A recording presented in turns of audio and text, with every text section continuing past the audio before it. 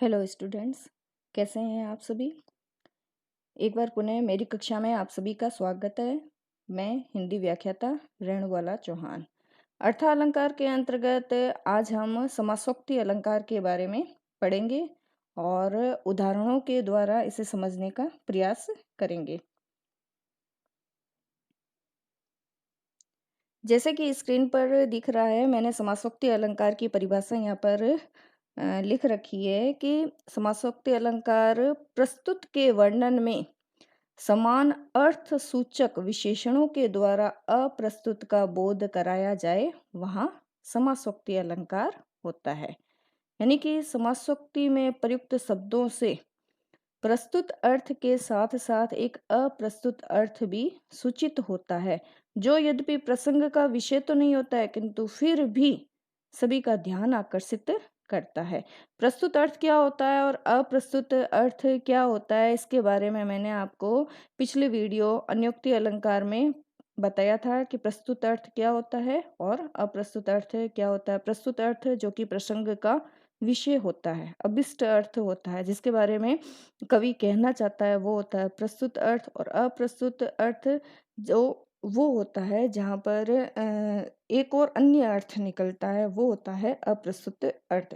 तो समासोक्ति अलंकार में प्रस्तुत अर्थ के साथ साथ एक अन्य अर्थ भी, उस दोहे पद जो भी होता है, एक अन्य अर्थ भी जिसमें निकलता है, वहां पर समासोक्ति अलंकार होता है। इसमें प्रस्तुत अर्थ मुख्य होता है। देखते हैं इसके उदाहरण। पहला इसका उदाहरण है, कुमुदनी हूँ प्रफुल्लित भई सांझ कला निधि जोई। यहाँ पर आप देखेंगे कि प्रस्तुत अर्थ है कि संध्या के समय चंद्र को देखकर कुमुदनी खिल उठी। कला निधि का तात्पर्य क्या होता है, यहाँ पर यह आया कला निधि, इसका तात्पर्य होता है चंद्रमा।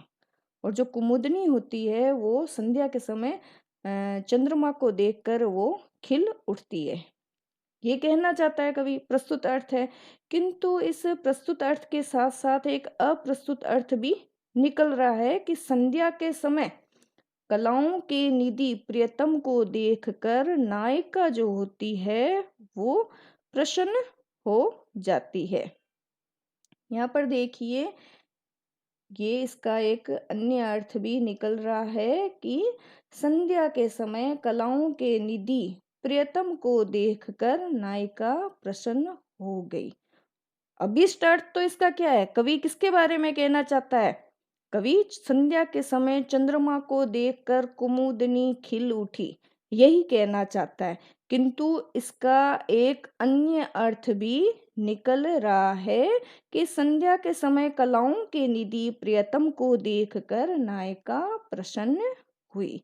तो यहाँ पर देखिए, प्रस्तुत के साथ साथ एक अन्य अप्रस्तुत अर्थ भी निकल रहा है, इसलिए यहाँ पर क्या होगा, समासोक्ति अलंकार होगा। अन्य उदाहरण की तरफ हम बढ़ते हैं। एक और उदाहरण है कि सहृदय जन के जो कंठ का हार होता, मुदित मधुकरी का जीवन आधार होता, वह कुसुम रंगीला धूल में जा पड़ा है, नियति नियम तेरा भी बड़ा ही कड़ा है। अब ये जो पूरा वाक्य पद है, इसमें जो कवि है फूल के बारे में बता रहा है। इसका प्रस्तुत अर्थ क्या है, फूल है।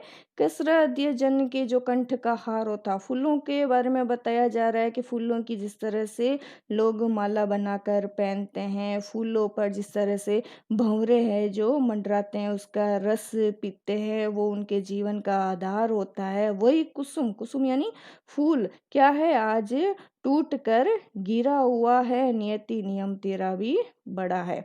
अब इस प्रस्तुत अर्थ के साथ साथ यहाँ पर एक अन्य अर्थ भी निकल रहा है, किसके बारे में, कोई युवा जन है, कोई युवा पुरुष है, उसकी अकाल मृत्यु का यहाँ पर एक अप्रस्तुत अर्थ भी निकल रहा है। जो सभी का दुल्हारा था, जो किसी के आंख का तारा था, जीवन का आधार था, वो इस छोटी सी उम्र में ही उसकी अकाल मृत्यु हो गई है, उसके बारे में कवि यहाँ पर बता रहा है। एक अन्य अर्थ भी यहाँ पर निकल रहा है। प्रस्तुत अर्थ तो क्या है? कहना किसके बारे में चाहता है कवि? फूल के बारे में बताना चाहता है, किंतु एक अन्य अर्थ भी इसमें निकल रहा है, इसलिए यहाँ पर ये समासोक्ति अलंकार होगा। अन्य उदाहरण की तरफ बढ़ते हैं। एक और इसका उदाहरण है जो जायसी के पद्मावत से लिया गया है कि सो दिली अस निबहुर देसु कोई ना बहुरा कही संदेसु जो गवने सो तहा कर होई जो आवे किछु जानना सोई। यहाँ पर किसके बारे में बताया गया है? यहाँ पर कवि दिल्ली के बारे में बता रहा है। दिल्ली यहाँ पर क्या है? प्रस्तुत अर्थ है, किंतु फिर भी यहाँ पर एक अन्य अर्थ भी निकल रहा है जिसमें परलोक का वर्णन है। परलोक का अप्रस्तुत अर्थ भी यहाँ पर निकल रहा है। ये जायसी का एक पद है, पद्मावत का है। पद्मावत में कई कई जगह ऐसे पद आ रहे हैं जिसमें अप्रस्तुत अर्थ भी निकल रहा है। तो इसमें भी हम देखेंगे कि समासोक्ति अलंकार होगा, क्योंकि इसमें कवि जो है दिल्ली के बारे में ही बताना चाहता है, अन्य अर्थ इसका निकल रहा है परलोक के बारे में, तो यहाँ पर समासोक्ति अलंकार होगा। अब अन्योक्ति अलंकार और समासोक्ति अलंकार में थोड़ा सा कंफ्यूजन विद्यार्थियों को रहता है। अन्योक्ति अलंकार में जैसा कि मैंने आपको पढ़ाया होगा कि अन्योक्ति अलंकार में तो अप्रस्तुत के माध्यम से प्रस्तुत का वर्णन होता है। जिस तरह से मैंने बताया था, नई पराग नई मधुर मधु नई विकास यही काल, वो वाला दोहा मैंने आपको बताया था बिहारी वाला, जिसमें अप्रस्तुत के माध्यम से प्रस्तुत का वर्णन होता है। और समासोक्ति में क्या होता है? प्रस्तुत अर्थ होता है, उस प्रस्तुत के माध्यम से कोई एक अन्य अर्थ निकलता है। अन्योक्ति में अप्रस्तुत के माध्यम से प्रस्तुत, मुख्य क्या होता है? प्रस्तुत अर्थ बताना किसके द्वारा, किसके बारे में चाहता है? प्रस्तुत के बारे में बताना चाहता है कवि अन्योक्ति में, लेकिन क्या होता है, किसके माध्यम से बताता है? अप्रस्तुत के माध्यम से प्रस्तुत के बारे में वो बताता है। जबकि समासोक्ति में क्या होता है? पहले प्रस्तुत अर्थ होता है, कवि जो बताना चाहता है, जो कहना चाहता है, वो ही प्रस्तुत करता है, अभिष्ट अर्थ प्रमुख होता है, किंतु इसके अलावा एक और अर्थ निकल जाता है, वहां पर क्या होगा? समासोक्ति अलंकार होगा। तो आशा करती हूँ विद्यार्थियों, आज मैंने समासोक्ति अलंकार के बारे में आपको जो जानकारी दी है और समासोक्ति और अन्योक्ति के अंतर के बारे में मैंने आपको जो बताया है वो आपको समझ में आ गया होगा।